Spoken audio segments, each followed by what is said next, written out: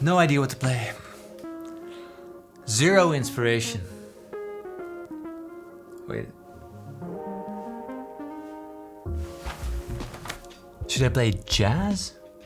Me?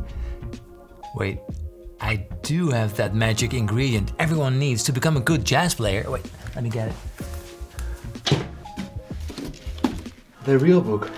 The answer to all my problems. Wait a second, what's with all the dots and the line? Where's the tabs? This thing is rubbish. Wait. Valentine's Day. Let's figure this out.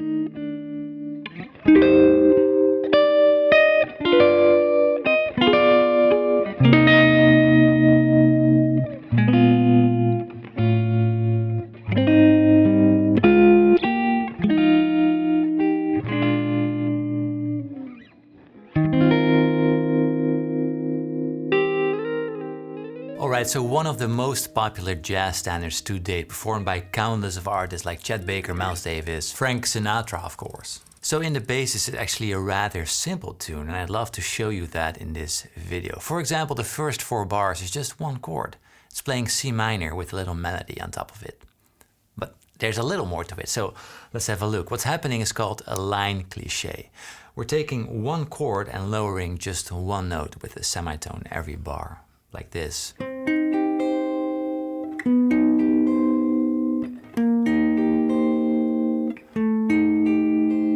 So this happens a lot in blues, in jazz, and in other styles of popular music. It happens all over the place. So if we do that, we create the following chords: C minor, and then we add the B to the chord, C minor major 7. Then we add the B flat to the chord, C minor 7, and then we add an A to the chord, which is the 6, so C minor 6.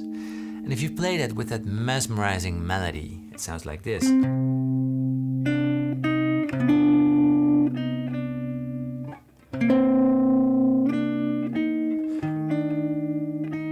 playing around with the voicings a little bit. If you want to learn how I played it in the intro, exactly what I did, there is a full tutorial on that on my second channel. You can check it out over here.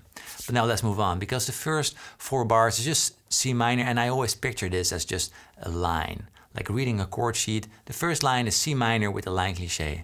That's all I need to remember. Now we go to the following line, and there we land on an A flat major 7. And this often happens after the line cliché because it keeps that descending note going. C, B, B flat, A, to A flat. And A flat is the 6th chord in C minor. And I'm sure we all know that A major 7 is just a C minor with the A flat as a bass note, right? So after the 6th chord we go to the 4th chord, F minor 7, which is the 4th chord in the key of C minor. And then this is followed by our beloved 2, 5, and 1. So 2, 5, 1 basically meaning we're playing from the 2, the 2nd chord, to the 5th, the 5th chord, to the 1. the first chord. So the first chord was the C minor. The 2 always starts a whole tone up, so that's D. And we get a D minor 7 flat 5, or D half diminished, same thing, leading to the G7th, which is the 5 chord in the key of C. And then we add, just for fun, a flat 30. It sounds rather spicy. So the first line was C with the line cliché, the second line is 6 to 4, F minor 7, and then the 2-5-1, D. Cool, right? So this gives a lot of structure to the song. With the melody it sounds like this.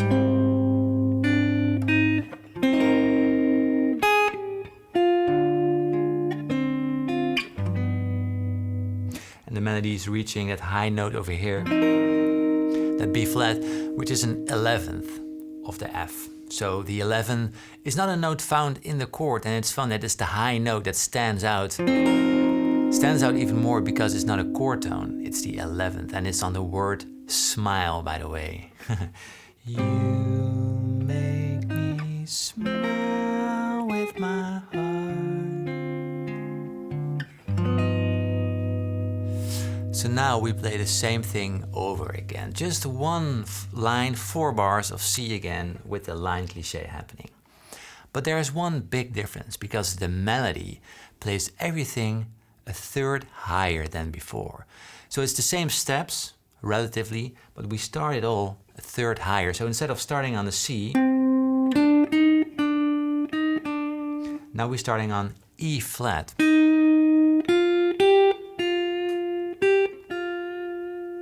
Right? And together with that line cliché, that sounds like this. So starting on C minor, C minor major 7, C minor 7, to C minor 6. You see, that sounds just as brilliant, right? Sort of same melody, but then played higher. So next up is the same thing again. We're going to that A flat following the line cliché. Again, so the 6th chord. The melody stays that third higher. Again to F minor, to the 4. And again the melody a third higher. So now we're not playing the 11th from the F, but the 13. Again, not a chord tone, so this note really stands out. On favorite. Favorite work of art. So on that F minor 7, again the 4 chord. And here's the cool thing, because now the chords were all the same, but the melody was a third higher. But now something interesting happens, because now the chords also go a third higher. There's again a 2-5-1, just like before, but before we played D minor 7 flat 5 to G7, back to C minor. But now there's another 2-5-1 leading to the new key, because we're sort of going to a new key via a 2-5-1, F minor 7 flat 5, B flat 7, which leads to E flat major. And that's the new key. So we start off from that F minor 7 point, which transforms into an F minor 7 flat 5, which is the 2 of the new key. That's why it says 2 of 3. So this F minor 7 flat 5 goes to the 5, B flat 7 with a flat 13 if you wish, going to E flat major 7. So that's the relative key of C minor. So usually when playing a minor 7 flat 5 chord, that's the 2 of a minor chord. So usually you would go to E flat minor, but in this case we go to E flat major. So it's just playing a 1, a 2, F minor 7, and a 3 chord, G minor 7, back to the 2 chord. And that's it, 2 times, E flat major 7, F minor 7, G minor 7, F minor 7, with a melody on top.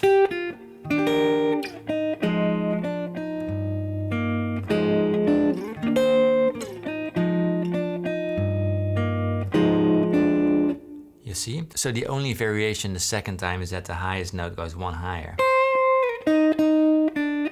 So So you have to fiddle a little bit what fingers you can use to make the chord work. Right? So the third time, the high note goes even higher, but the chord stays the same, E flat major 7. But then we go to a G7, to C minor. Okay, and now something super cool happens because we're playing again a 2-5-1 with a tritone substitution. So we're making things a little more complicated, but do not worry, I got your back. Okay, so a 2-5-1 can be used to steer you into a certain direction, right? So now the direction needs to go to that A major 7.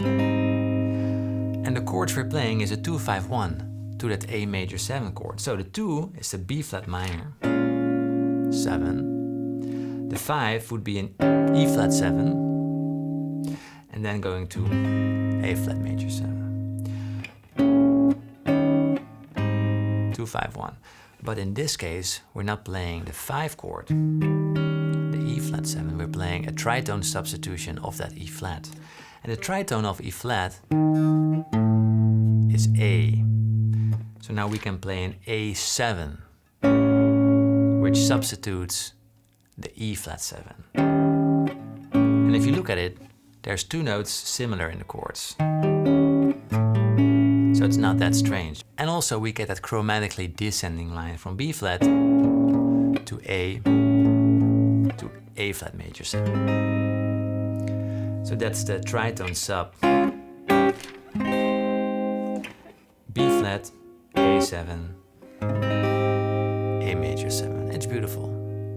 So and now we go back to the original key of the song, C minor, and we do that of course via a 2-5-1. What else? So D minor 7 of that 5 to G7. And then we play the same 4 bars as in the beginning with that line cliché, and the melody is the same.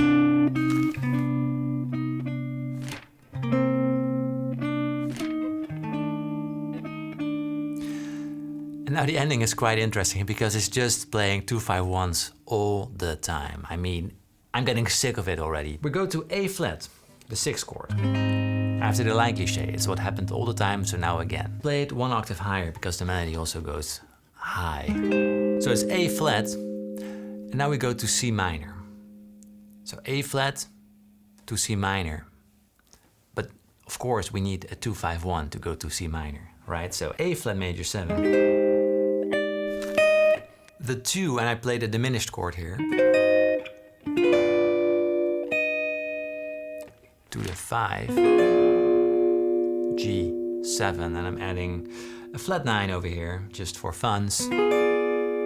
And then landing on the C minor chord, C minor 7. So it's just from A flat major 7 to C minor 7 with an added 2-5 in between. And then we go back to A flat major 7, but of course again with a 2-5-1. With the tritone substitution. So we've seen that before, B flat minor 7 to A7 with a flat 13. Just why not? That's how you think in jazz. Just add it to the chords to create more color, right? To A flat major 7. So now we're finally approaching the end of the tune, which is going to the relative major, because it gives you such a lovely resolution. 6-9, E flat 6-9 chord. So remember the 2-5-1s. How do we go to the E flat chord? Well, we play a 2-5-1 again. F minor 7, B flat. But then play this. So F minor 7 is the 2 of the E flat. B flat 7 is the 5 of the E flat, and then we land on it.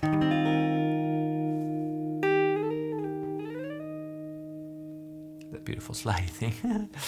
Alright, and that's basically the chord progression in total. So you see, looking at a jazz sheet might look daunting at first, but if you start to see the patterns, the basis is actually pretty straightforward and it's all decoration.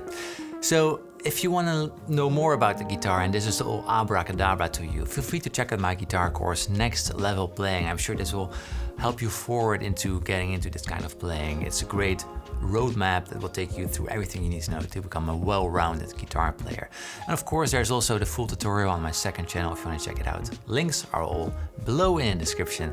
And I thank you a lot for taking the time to explore this song with me. It's been quite the adventure, isn't it?